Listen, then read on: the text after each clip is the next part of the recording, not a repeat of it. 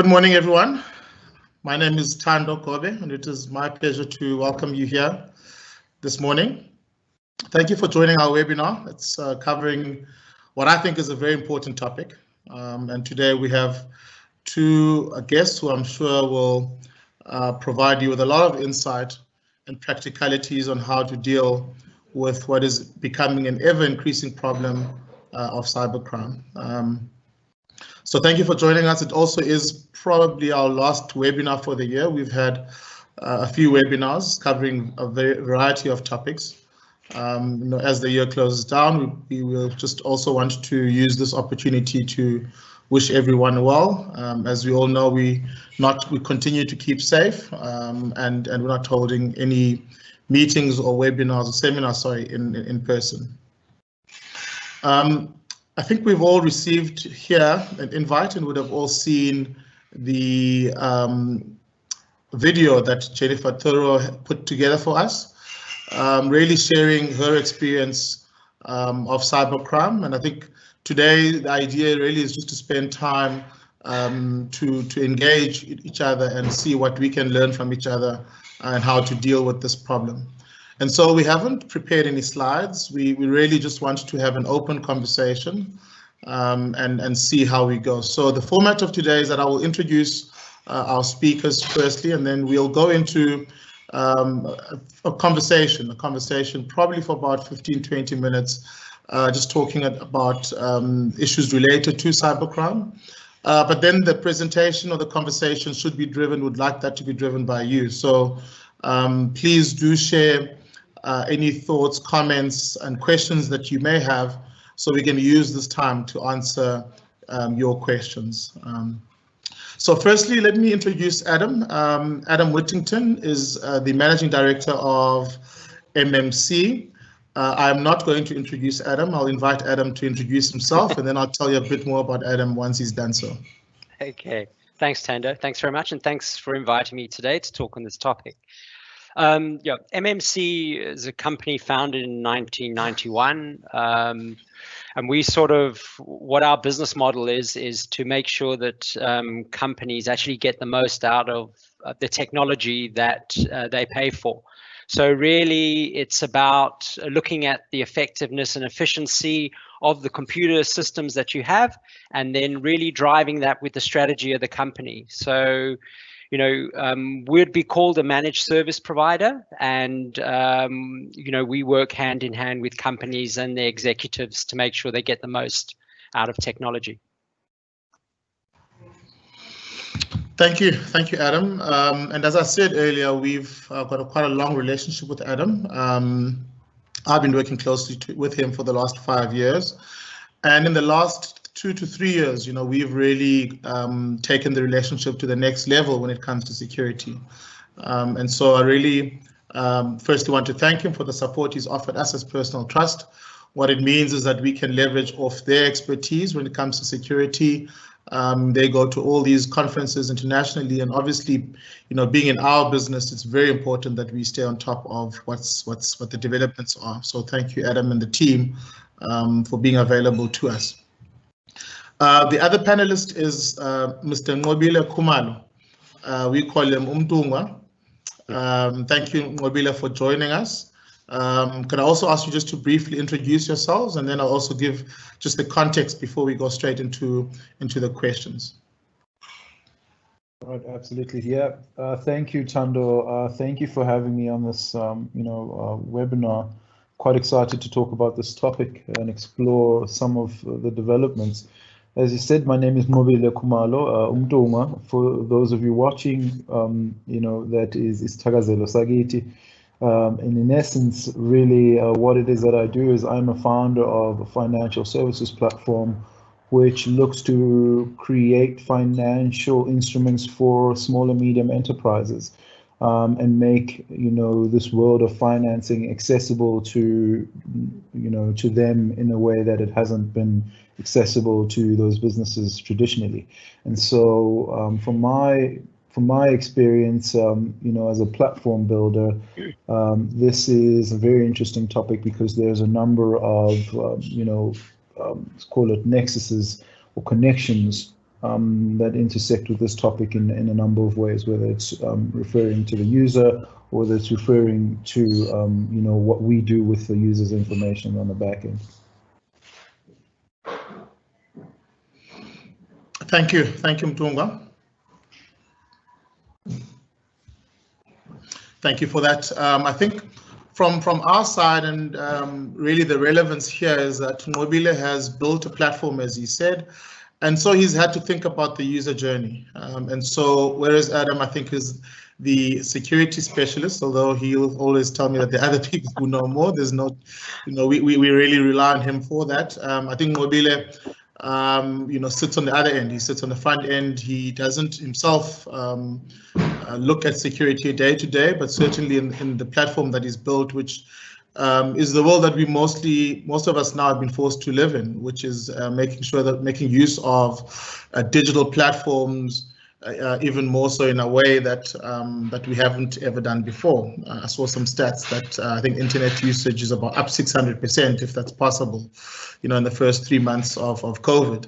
And of course, that means that more and more people have been forced, whether it's online shopping or doing anything that requires a digital interface.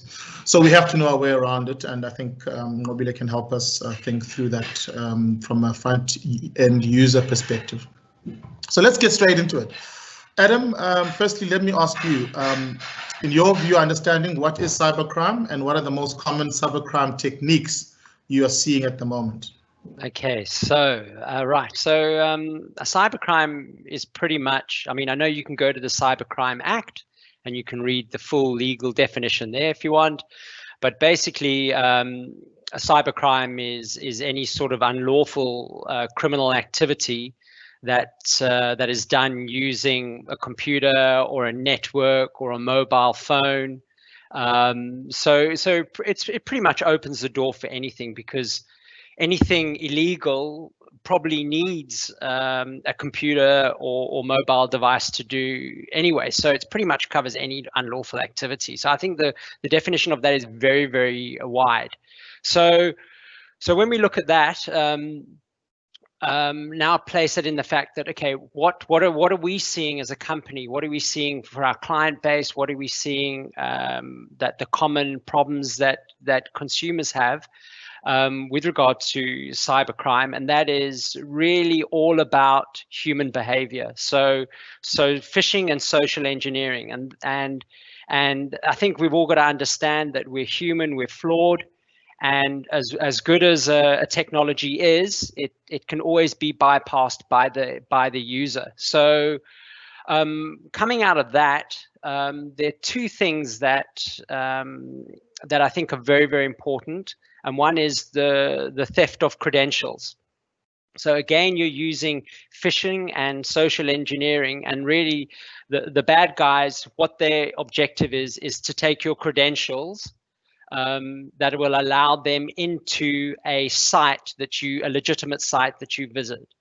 And then the second thing is business email compromise. So looking at scams that come out of the email side, and out of that we are seeing bogus invoices, CEO impersonations, account compromise, email accounts compromised, and then attorney impersonations, which people might have witnessed in a section that was done by Carte Blanche, where conveyancers were impersonated and customers were putting funds into their account, what they thought was their account, but it was a hacker's account details. So I think, Tando, they're the most that we see, and I think of most concern, all stemming from human behavior.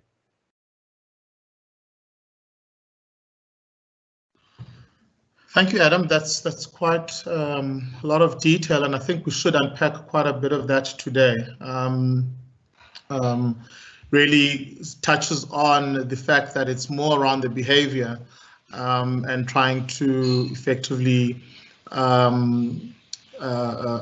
redirect information or misdirect information in a way that allows these criminals to make use or take advantage of.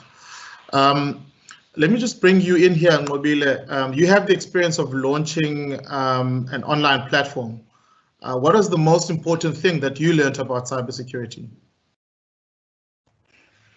No, so I'm glad Adam has used the entrance or the point of departure that he's chosen, because I think that's probably the most important thing and one of the major lessons that I learned when moving into the space, right? So oftentimes this idea of hacking or cyber criminals is, people think of this person sitting behind in a dark room, with green alphabets coming down and hacking their computer somewhere from around the world, and something quite Hollywood-esque, and the biggest learning point for me, or the biggest surprise for me when I moved into the space, is discovering that that's often not the case. Often the case is a lot of what Adam has described, which is the social engineering aspect. Understanding how our psyche as humans can be tampered with, and how people behave. I think one of the most famous hackers in the world says his best hack wasn't even something he did on the computer. He called, I think, the secretary and asked for details that he needed. I think one more step. He needed one bit of information, and he couldn't do it through the computer. He needed to call the secretary, and he just needed to pretend to be someone else. And the secretary just said, "Oh, why don't you hold on the line while I look through the book and find this information for you?" And she gave that information up. And that's really what happened. So Adam mentioned one which I recently came across, which is this idea of someone pretending to send you an invoice. This person pretends to be someone within your organization, sends you a link or an attachment of sorts, and they say to you, "Hey, here's an invoice." And because we've become so complacent, we don't check who that email is from. You just see the name and you say, "Oh, well, I recognize this name." And you click on the link or you open the attachment, and that's all they need. And so the biggest learning point for me was realizing that a lot of this, cyberspace or the cyber criminal activity is actually quite linked to things we do every day, and that's been the biggest learning point for me. Thank you, Ngobile. Talking about technology. I've just been told by Balash, who is the man on the buttons today, that some of the Q&A functionality is not working. So we're going to have to improvise. Could I ask everyone, if you have a question or a comment, please email it to Belinda. This is not a test. Belinda would have sent you the invite. If you could just email your comments or thoughts through to her, and she will feed it back to us. But coming back to your point, Ngobile, around the lessons, what are you doing then, given those lessons and what you've learned, what are you putting in place rather to make sure that your client transactions are secure? Well, I'm rather fortunate. Fortunate in that our company is only 2 years old, right? So the team is really small. So it means that the education circle that we have to do internally is really small. So I just need to be in contact with 4 or 5 people and educate them around these new techniques, right? And let them know that this is what they need to be aware of. But central to any business, and sort of thinking about this, is sort of data management and data flow. And you need to sort of know how the data is flowing within your system. And the reason why you need to know this is because it allows you to identify where the vulnerabilities are. And if you want an example about this, think about how you manage security in your household. So you would typically want to cordon off specific regions in the house to make sure that, if someone were to be in the house, and I mean, we live in South Africa, so we kind of need to think about these things. How would you manage the flow of someone if they were to get into the house? So firstly, you think about your security in the perimeter, you think about what happens if someone breaches the perimeter, then you think about what happens if someone is inside. So you kind of need to think about your data management in that way as well. So it means you kind of have to sit with a bird's eye view and think about what is it that the criminal would want. If I were a criminal, so you need to sort of put yourself in your shoes and say, so as an FSP, what is it that they want? So for instance, if you're a big bank, you are trying to guard against, people stealing people's identity, you know that they would want either the username or, well, they would want the username and they'd want the password. So they'd want the combination of those two things. So everything that you need to do needs to be centered around managing for how you would guard against that. And so you would see that if you do get onto your banking website, the first thing they tell you is the latest and greatest phishing scam. Hey, don't do this. Hey, this is not our website. So things like that needs to be done. So I've mentioned a number of things, but loosely it's key education, right? So firstly, you need to know how the data is flowing within your enterprise. And secondly, you need to educate people within your enterprise about, listen, this is what you need to be aware of. And thirdly, you also need to, educate the users. And there's a lot more things you can do. And I think Adam is the better person to speak to all those specifics. But certainly, and that's why you would hire, and I would mention the fourth one as the thing that we do, right? So you would have to speak to a white hat hacker, and what that person is someone who you pay to tell you about the vulnerabilities of your system. And this is one of those instances where actually, if you're an enterprise or an individual, you're at a disadvantage, and you're at a disadvantage because you have to get it right 100% of the time.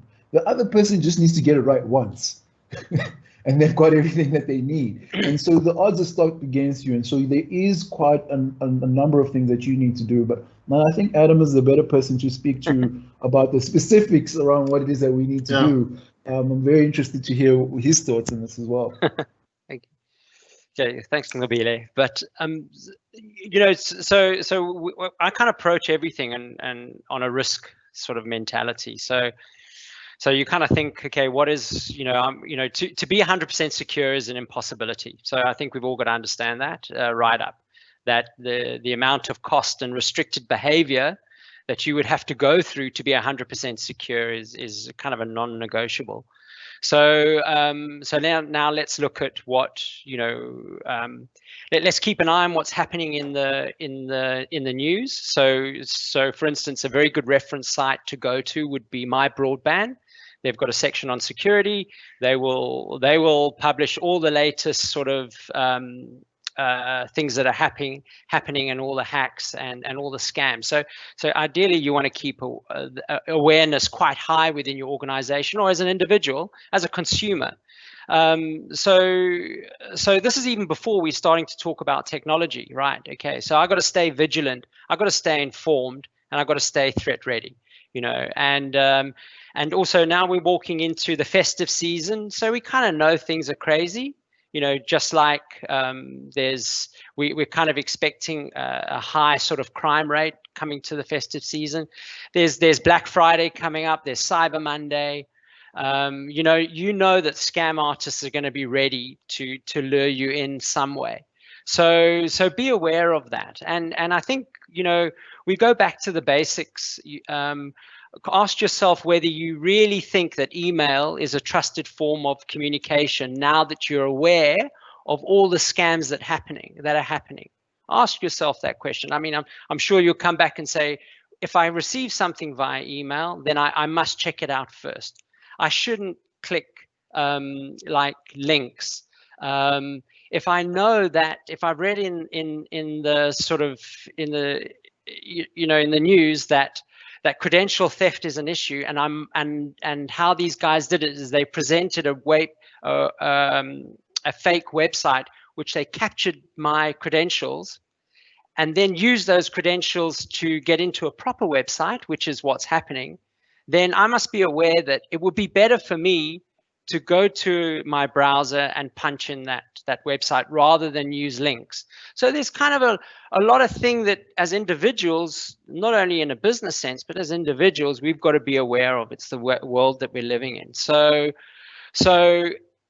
so this is even before I've got to the fact that, okay, right, I've got a device here that must be properly protected. I've got to make sure it's patched. I've got to make sure my antivirus is up to date. There's a lot of common sense that actually can prevent a hell of a lot to begin with.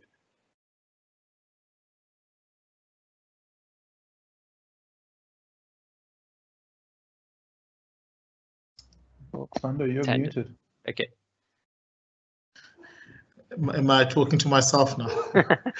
I think the important thing that each of you has highlighted here is education. I think it's, even before you get to the technology, awareness and really just being vigilant, which I guess is, the important things that, that's why we're doing this now. It's we realize that we need to do more in terms of communicating and educating ourselves.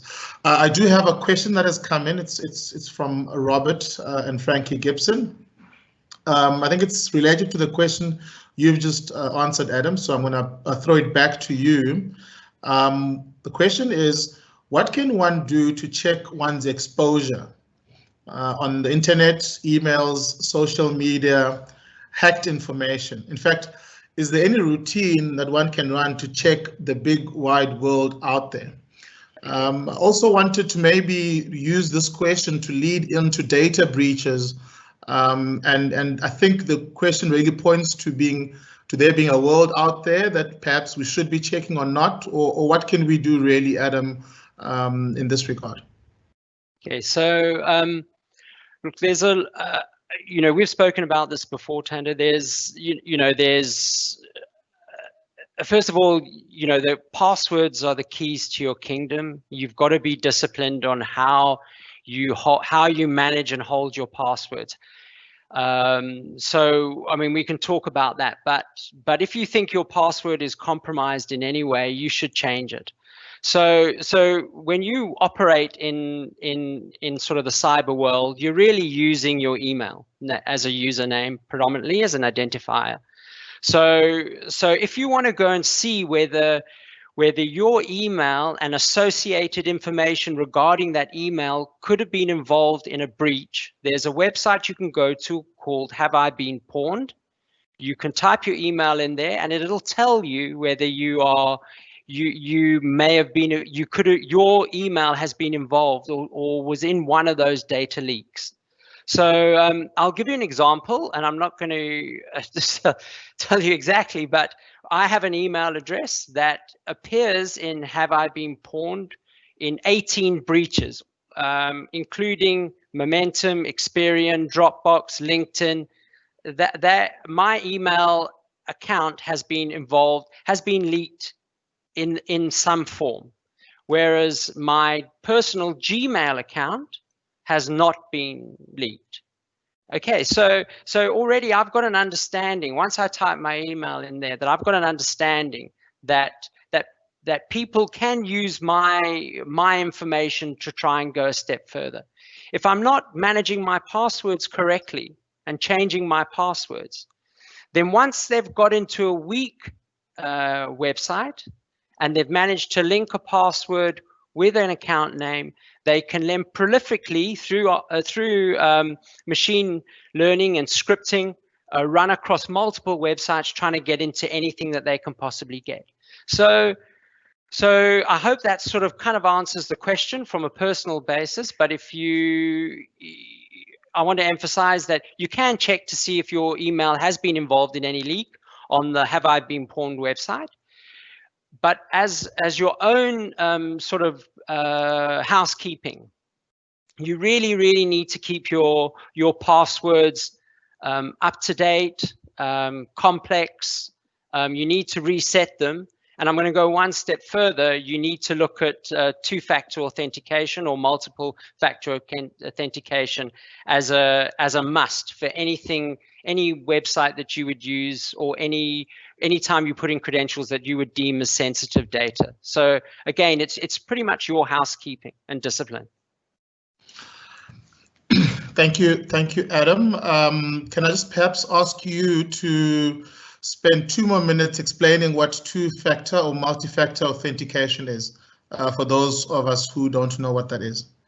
Okay, so it is, I will use a username and a password, and then as I register for that site, it will ask me for another means of authenticating me with something that I have, and that would be a cell phone.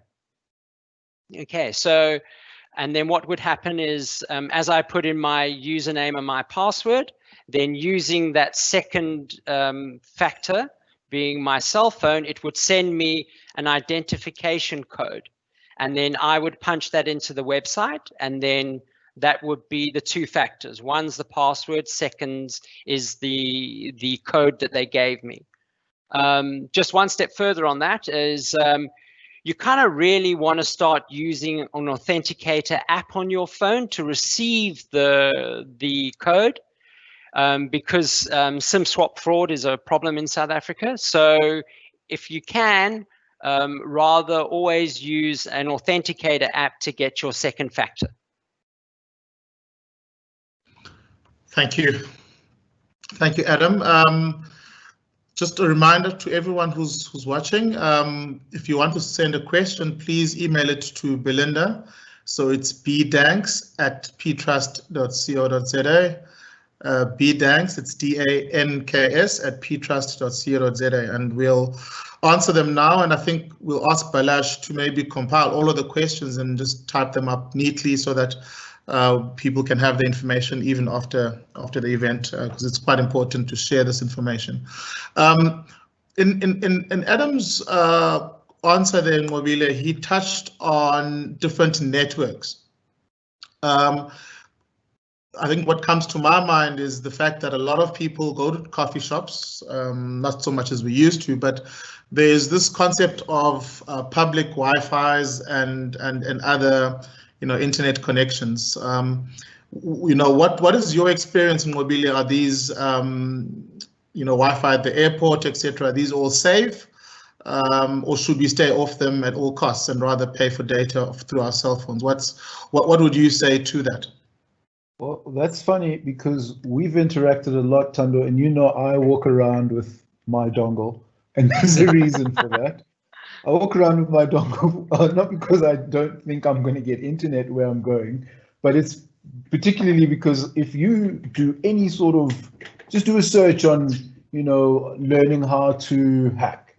One of the first things you learn is how to hack Wi-Fi passwords. They've improved a lot, but they aren't still one of the easier ones or one of the first level hacks that you learn.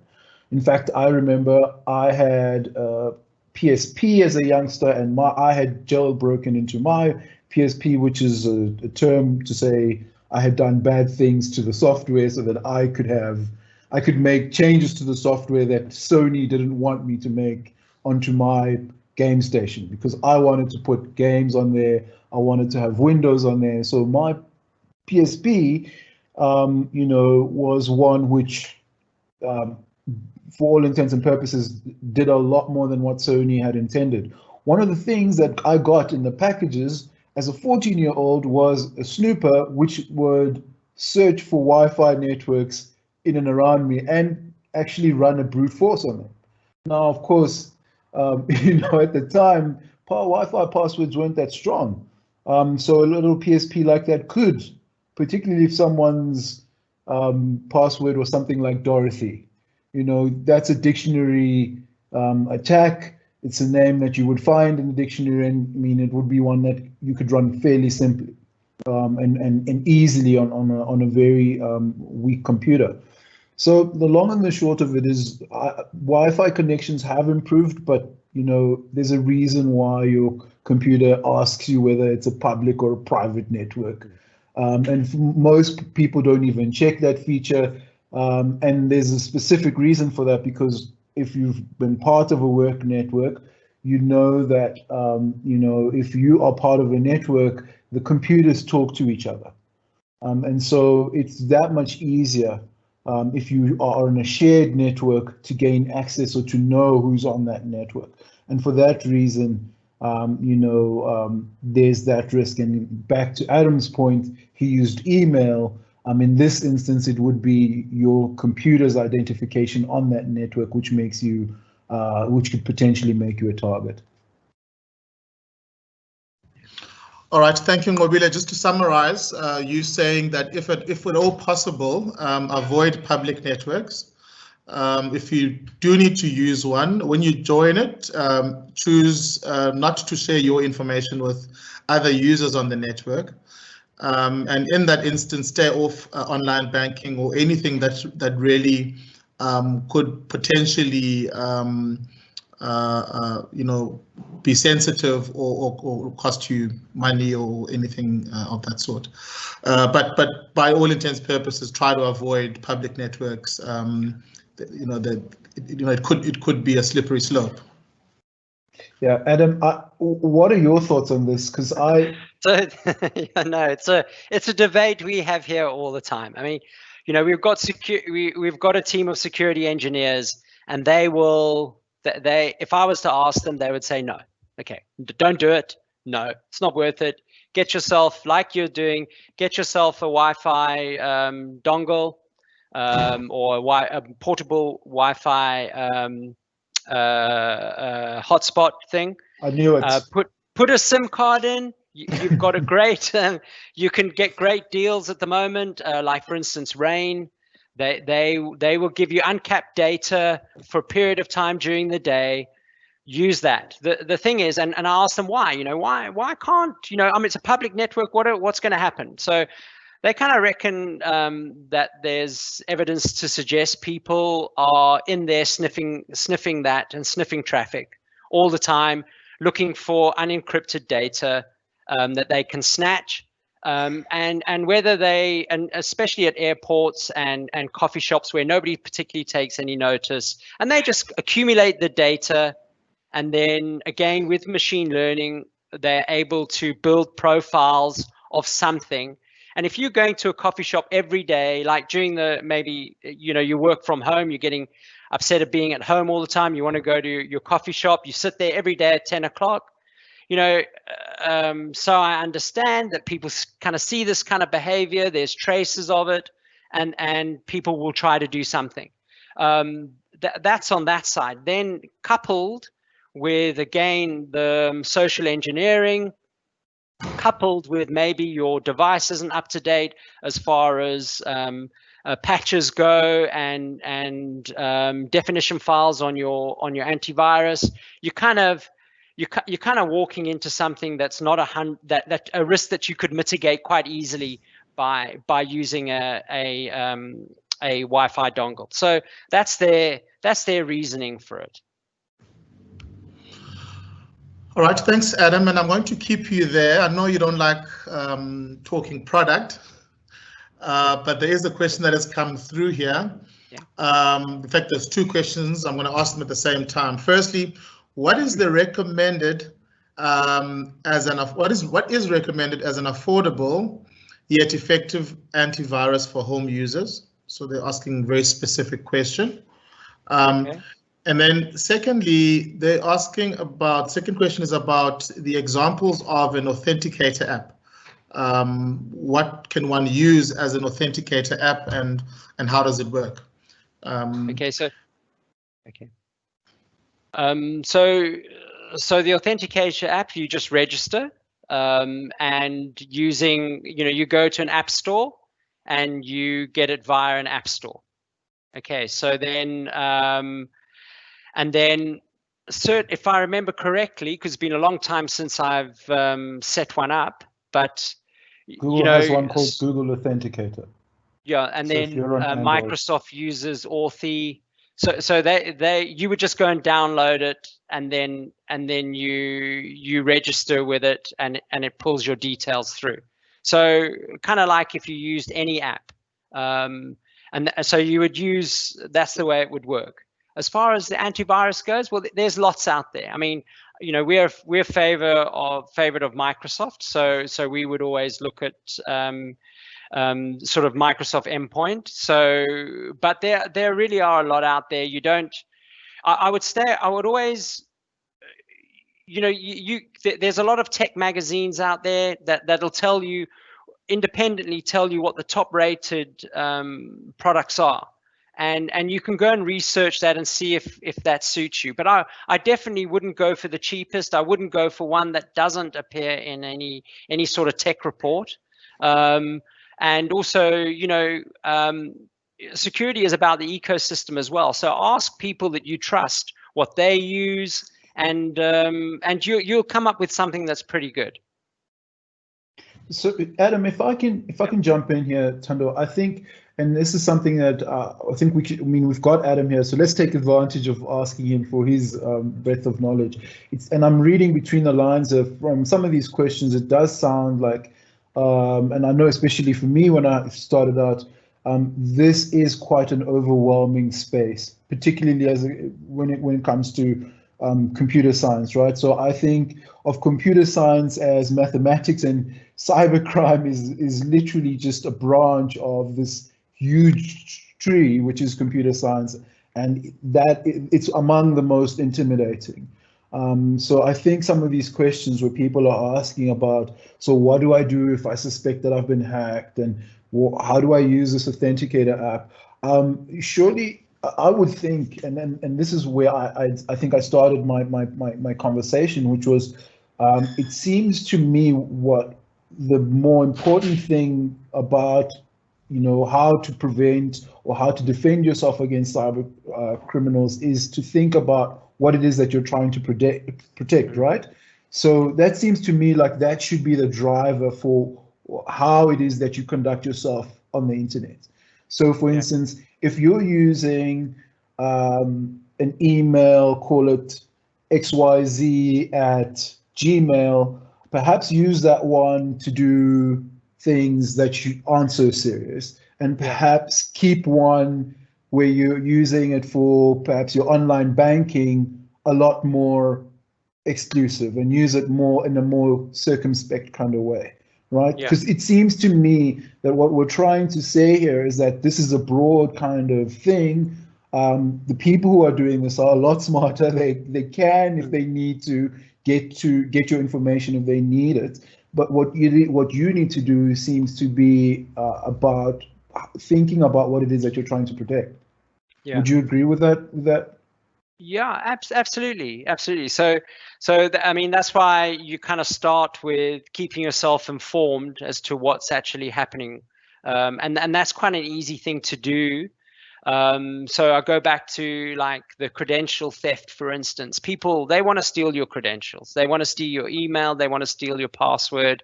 You know, even with an authenticator app, I'm sure they're going to go one step further where they present. So what I kind of hear of, and I don't want to sound like doom and gloom, because these are kind of rare things, but where hackers now build websites that shadow another website, so that when you put your stuff in, then they capture that on the back end, so it bypasses the authenticator app as well. So these things like that, I mean, they run. You know, you've got a whole, as you alluded to in the beginning, Nobile, you just, you know, there's a lot out there, and there's one of us, and you've got to deal with all this. So anything that you can do to protect yourself, whether it is using, you know, email accounts only for social media, using email accounts that for work and not mixing it up with other things. I mean, anything that you think makes sense to you, knowing that what hackers want to do is 90% of it is for financial gain. So they want to get money out of you some way. So, or they want to steal your credentials. I mean, that's really, they steal your credentials to get a financial gain. They're going to send you emails asking you to transfer money for financial gain. So anything you can do around that protects yourself. But personally, I would never ever see email as a secure means of communication. I think it's rampant with problems, and you really need to look at any instruction that you get via email. You need to confirm. You never touch a link. You know, never open up an attachment. And I think from the latest South African cyber attack report, I think South Africans generally, they say, are getting very good at not opening up attachments, but they're very poor going to links. They will click a link very easily, and especially when you've got the world in turmoil through COVID, and this emotional thing that people get you in there.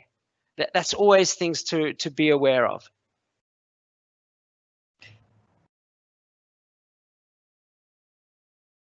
So you're muted again. We've been going for, I think, close to 45 minutes. We'll take 2 more questions and then we'll wrap it up. There are a few questions, 4 more questions that have come in. We will answer all the questions and share that digitally. Perhaps I can ask you, Mobile. We've touched on patches. What are patches and how do they work, and updates, and how important is all of that system going forward? So a patch is, I suppose, it's a jargon terminology in the tech world. It's an update.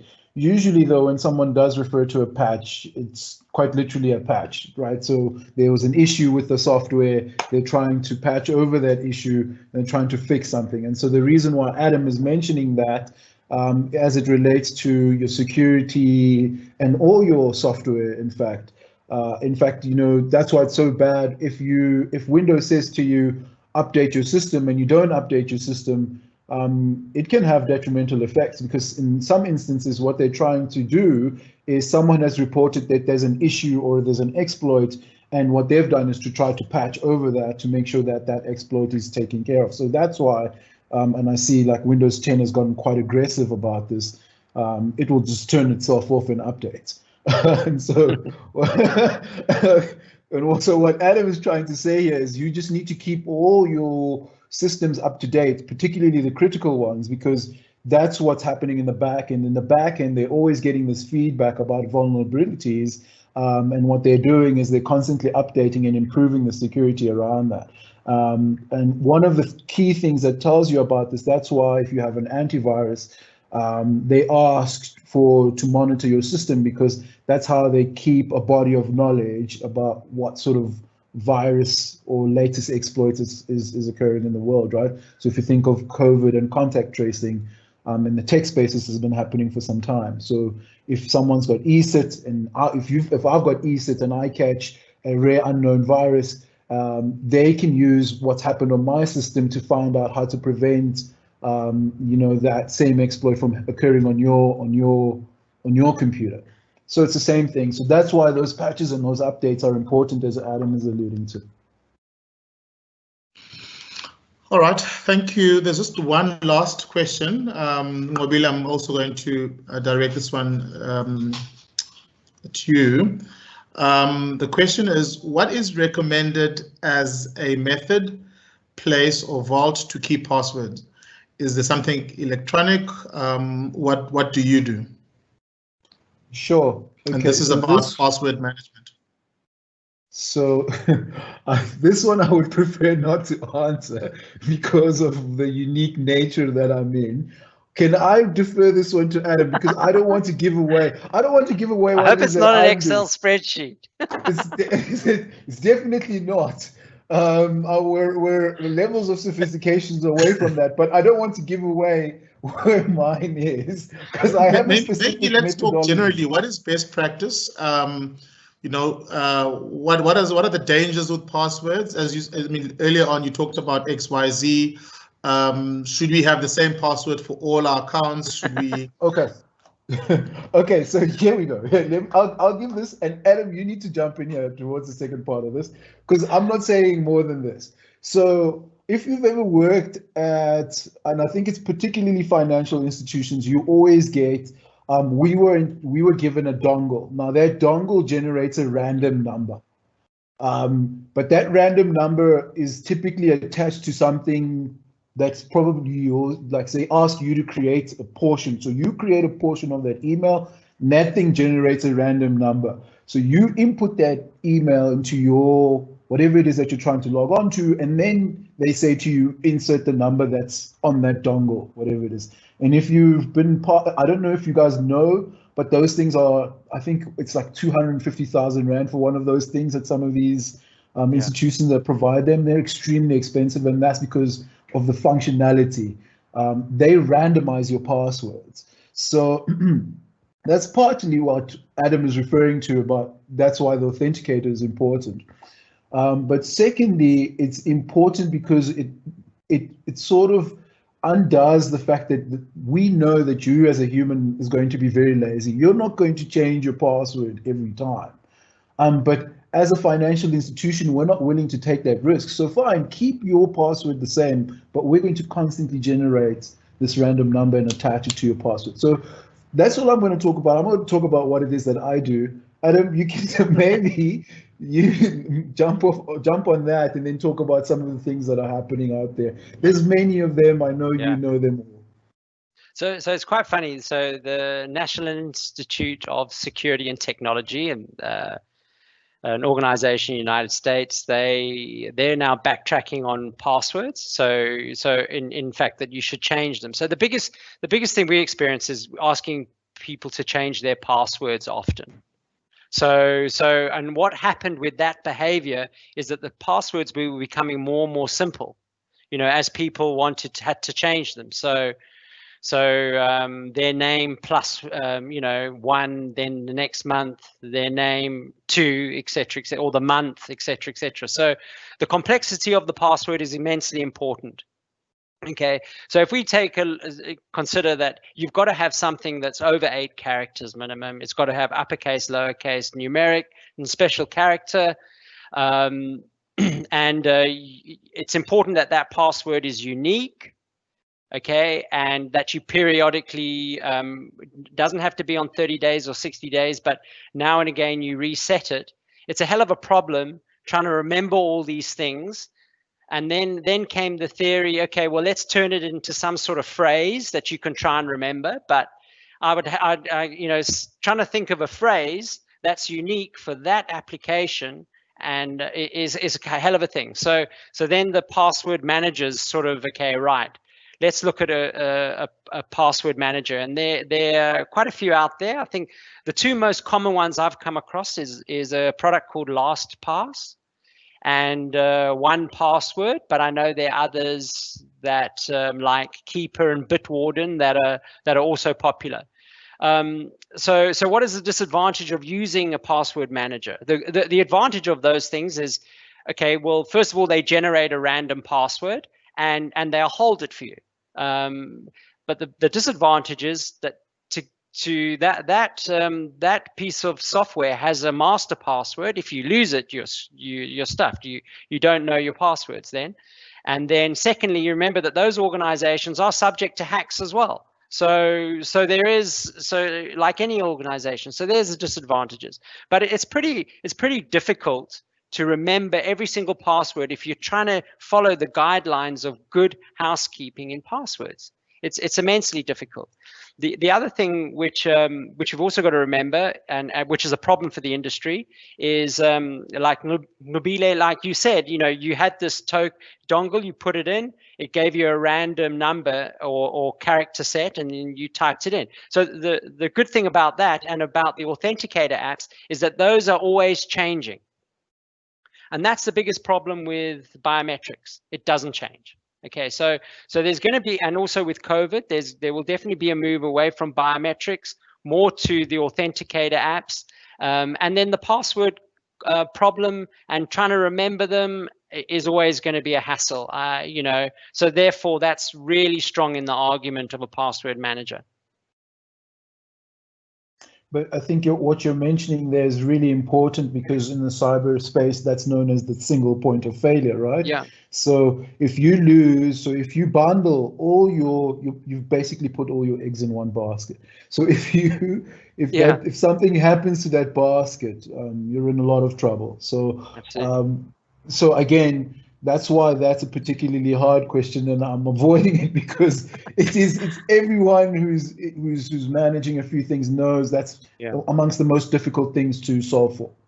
Yeah, absolutely. It is a difficult question. I mean, and I can't tell you that enough that honestly, once a credential theft has taken place, that hackers are banking on the fact that you're reusing passwords. In fact, it's a common habit, and that's how they'll get into other systems of yours. So it's definitely you definitely have to create unique, complex passwords amongst all of the sensitive systems that you're getting access into. All right. Let me pause us right there. In fact, let's stop right there, not pause. Thank you very much, Adam Whittington, for your time and really sharing your expertise with us this morning. And again, for all you do for personal trust and making sure that our network is safe. And Mobile, of course, you starting out on a different journey, but I think your unique insights have also helped today. So thank you again for your time. And thank you to everyone who's joined. A recording will be available. I think there will be a few edits and it'll be up on YouTube, which is a social media that we use to post all of this content. Those of you who also missed Jennifer Thorough's full video, it's also up on the website. It's about 10 minutes, but I think it is quite instructive and I think takes you through the full story. And of course, how she had to go through the process of going to the police station, registering accounts, and just some of the to-dos and things that you need to remember there. If for whatever reason you do get compromised. But in this industry, prevention is definitely much better than cure or trying to treat it. So let's really be vigilant, stay on top of our game, and make sure that we protect our data as much as possible. But certainly, where things do go wrong, do ask. We have had a few clients with some experience, and so we're trying to make sure that we all learn, and we don't all have to go through the same experience with same pain. So thank you once again for joining us, and for those that we don't come into contact with for the end of the year. Safe holidays. We do see the numbers of COVID spiking again. I think we do need to remain vigilant and stay safe as we continue with our business. Keep on. Thank you. Thank you. Thanks. Thank you. Thanks, guys. Thank you. Thanks.